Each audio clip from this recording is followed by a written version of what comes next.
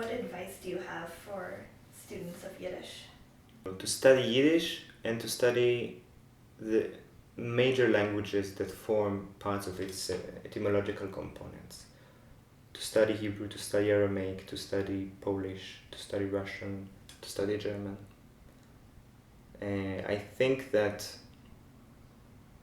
if you, it's an advice for the advanced learner. If you want to really penetrate the logic of this language, if you want to really understand it fully, and yeah, you also English. You have to learn all the languages with which it was in contact.